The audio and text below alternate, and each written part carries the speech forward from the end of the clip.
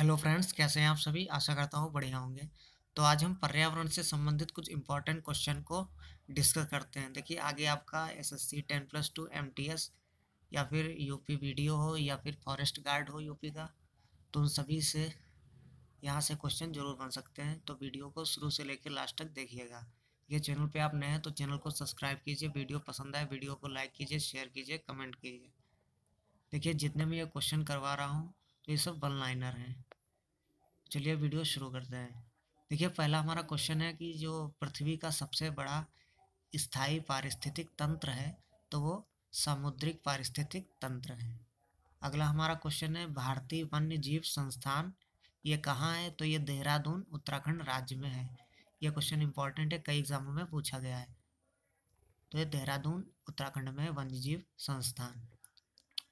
अगला हमारा क्वेश्चन है संयुक्त राष्ट्र पर्यावरण कार्यक्रम यूएनईपी का मुख्यालय कहाँ है? तो ये नैरोबी में है। ये क्वेश्चन अभी 2-3 महीने पहले हाईकोर्ट परीक्षा में पूछा गया था। मॉन्ट्रियल प्रोटोकॉल ये क्या है? देखिए, ओजोन परत संरक्षण के लिए ये पर्यावरण सम्मेलन हुआ था। तो ये कहाँ हुआ था ना? कनाडा में। और ये 1987 में हुआ था मॉन्ट्रियल प्रोटोकॉल। अगला हमारा है क्योटो प्रोटोकॉल। तो ये देखिए, ये एक बात ये भी ध्यान रखिए, जो ओजोन परत है तो ये समताप मंडल में पाई जाती है। ये भी क्वेश्चन बनता है। क्योटो जो प्रोटोकॉल है तो ये ग्रीन हाउस गैसों के उत्सर्जन को कम करने के लिए जलवायु सम्मेलन हुआ था। तो ये 1997 में हुआ था। ये कहाँ हुआ था? तो ये जापान में हुआ था। तो इसे हम क्योटो प्रोटोकॉल कहते हैं। अगला हमारा क्वेश्चन है पृथ्वी सम्मेलन। तो ये जलवायु जैव विविधता और सतत विकास के लिए सम्मेलन हुआ था। ये 1992 में रियो डी जेनरियो ब्राजील में हुआ था पृथ्वी सम्मेलन। अगला हमारा क्वेश्चन है जीवों का जो समुदाय होता है और साथ ही वह पर्यावरण जिसमें वे निवास करते हैं तो वो क्या कहलाता है? तो वो पारिस्थितिक तंत्र इकोसिस्टम कहलाता है। और जीवों के जो आपसी संबंध होते हैं और पर्यावरण के बीच उनके संबंध, उनका अध्ययन क्या कहलाता है? तो पारिस्थितिकी इकोलॉजी कहलाता है। जीवों का समुदाय और पर्यावरण जिसमें वो निवास करते हैं तो वो इकोसिस्टम, और जीवों के आपसी संबंध व पर्यावरण के बीच उनके संबंध का अध्ययन इकोलॉजी कहलाता है। ध्यान रखिएगा। देखिए, घास के मैदान है, इनको हम दो भागों में डिवाइड करते हैं।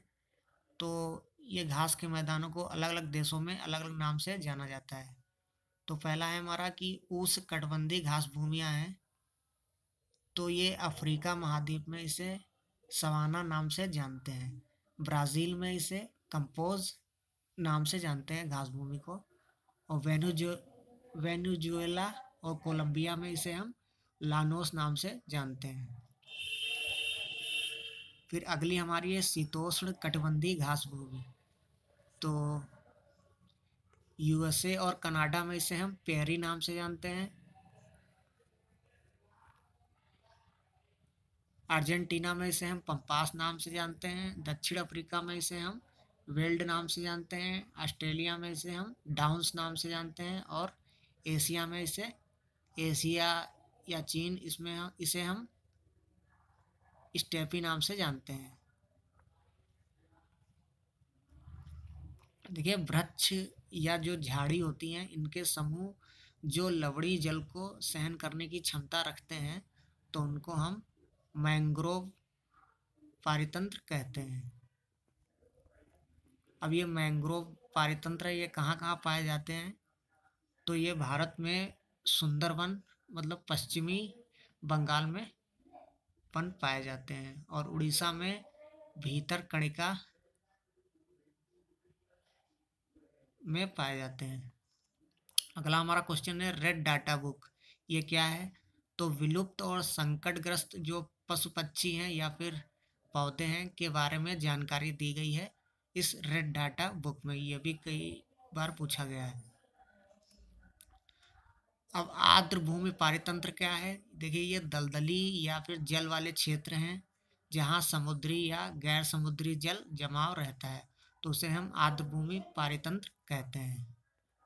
जैसे रामसर सम्मेलन, तो ये